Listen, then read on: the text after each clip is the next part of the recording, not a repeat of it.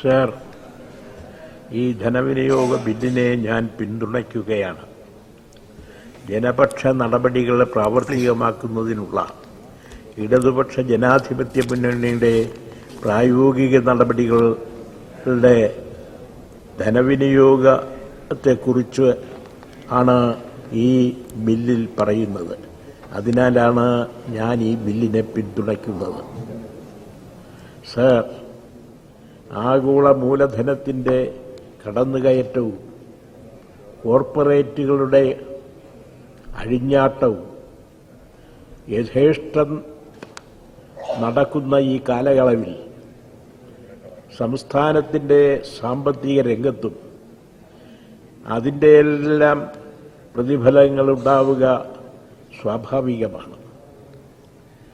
ഉൽപാദന വ്യവസ്ഥയും പരമ്പരാഗത വ്യവസായങ്ങളും ശാസ്ത്രീയമായി പുനഃസ്ഥാപിക്കണം എന്നതാണ് ഇടതുപക്ഷ നിലപാട്.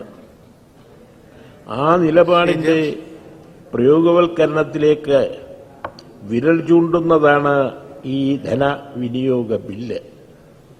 നാം ഇപ്പോൾ നവകേരളം കെട്ടിപ്പടുക്കാനുള്ള തീവ്ര ശ്രമത്തിലാണ്.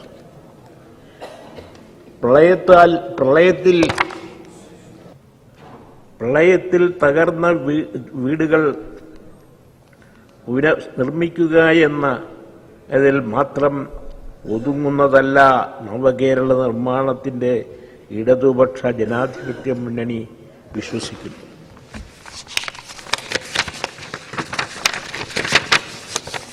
അങ്ങേക്ക് വേണമെങ്കിൽ ഇരുന്ന് സംസാരിക്കാം.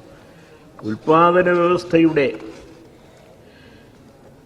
പുനരുദ്ധാരണത്തിന് വേണ്ടി ആയിരിക്കണം പശ്ചാത്തല സൗകര്യ വികസനം എന്നതാണ് ഇടതുപക്ഷ കാഴ്ചപ്പാട്.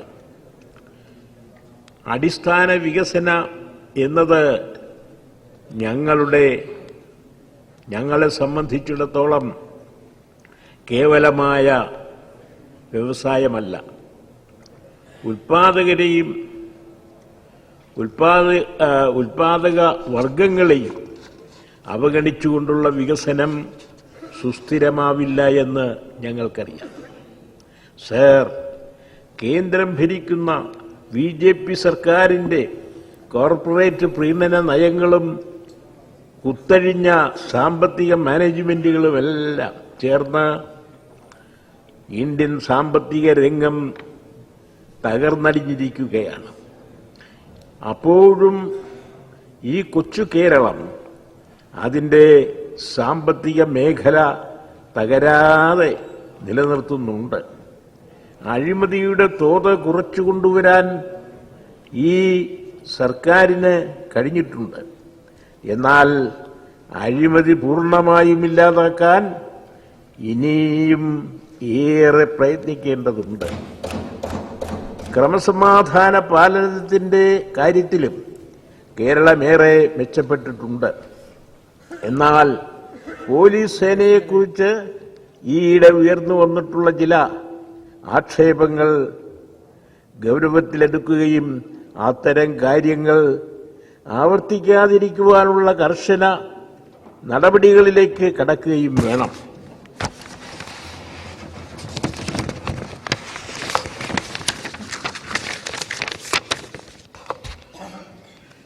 ഒറ്റപ്പെട്ട സംഭവങ്ങളുടെ അടിസ്ഥാനത്തിലല്ല ഒരു വകുപ്പിനെ ഈ സഭ വിലയിരുത്തേണ്ടത്. പോലീസിന് ജുഡീഷ്യൽ അധികാരം കൂടി ലഭിക്കുകയാണെങ്കിൽ എന്തെല്ലാം ദുരിതങ്ങളാണ് ഉണ്ടാവാം എന്ന സൂചനയിലേക്ക് കണ്ണു തുറക്കാൻ ഈ സംഭവങ്ങൾ നിമിത്തമാകുകയുണ്ടായി. ഇത് പറയുമ്പോൾ ഒരു കാര്യം അർത്ഥശങ്കയ്ക്ക് ഇട നൽകാതെ പറയാൻ ഞാൻ ആഗ്രഹിക്കുന്നു. പോലീസിന് ജുഡീഷ്യൽ അധികാരം നൽകാനുള്ള തീരുമാനമെടുത്തത് ഉമ്മൻചാണ്ടി സർക്കാരായിരുന്നു. ആ തീരുമാനം നടപ്പിലാക്കാൻ ഇടതുപക്ഷ സർക്കാർ തീരുമാനിച്ചിട്ടില്ല. സർ, നമ്മുടെ ആശുപത്രികൾ എത്രയോ മെച്ചപ്പെട്ടിരിക്കുന്നു. അടിസ്ഥാന സൗകര്യങ്ങളുടെ കാര്യത്തിലായാലും ആതുര സേവനങ്ങളുടെ എണ്ണത്തിലായാലും കാര്യക്ഷമതയുടെയും കാര്യത്തിലായാലും പകർച്ചവ്യാധികളെ നേരിടുന്നതിൽ കാണിച്ച ജാഗ്രതയുടെ കാര്യത്തിലായാലും കേരളം നമ്പർ 1 തന്നെ. സർ, തൊഴിലാളി കർഷകാദി ജനവിഭാഗങ്ങളുടെ മുന്നേറ്റവും അതിലൂടെയുള്ള സാമ്പത്തിക ഭദ്രതയുമാണ് നമുക്ക് ആശ്രയിക്കാവുന്നത്.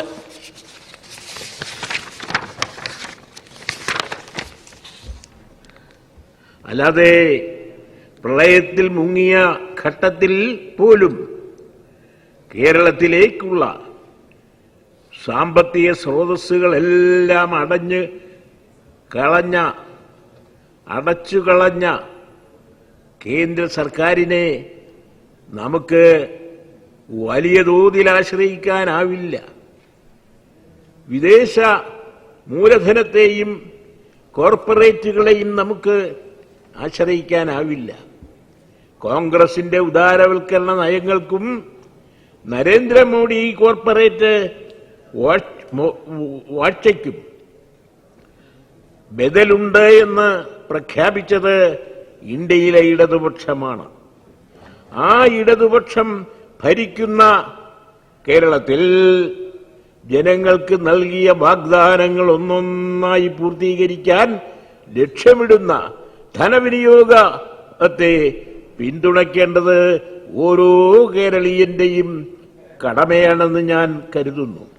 സർ, ഭരണ നേട്ടങ്ങളുടെ അവകാശികളായിരിക്കെ തന്നെ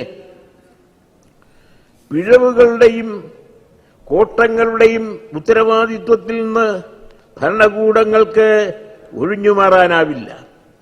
ചില കാര്യങ്ങളിൽ പിഴവുകൾ സംഭവിച്ചിട്ടുണ്ട് എന്നത് വ്യക്തമാണ്. പിഴവുകൾക്ക് ഉത്തരവാദിത്വങ്ങളായ ജീവനക്കാരെ ശിക്ഷിക്കുകയും ചെയ്തിട്ടുണ്ട്. അത്തരം സംഭവങ്ങൾ ഉണ്ടാവില്ല എന്ന് ഉറപ്പുവരുത്താൻ ഉത്തരവാദപ്പെട്ട ജനപ്രതിനിധികൾക്കും തങ്ങളുടെ വീഴ്ചകളിൽ നിന്നും വിട്ടുനിൽക്കാൻ ആവില്ല.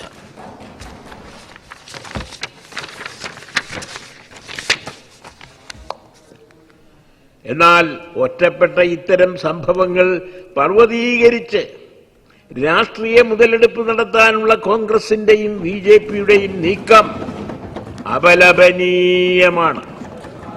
UDF ഭരണകാലത്ത് നടന്ന ഉരുട്ടിക്കൊലകളുടെയും കയ്യേറ്റങ്ങളുടെയും സ്ത്രീവിരുദ്ധ പ്രവർത്തനങ്ങളുടെയും അഴിമതിയുടെയും കണക്കുകൾ ഞാനിവിടെ എണ്ണിപ്പറയുന്നില്ല. ഇത് അതിനുള്ള വേദിയുമല്ല.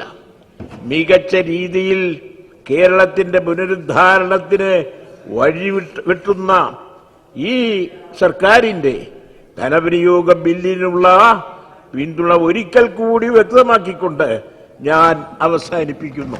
Thank you.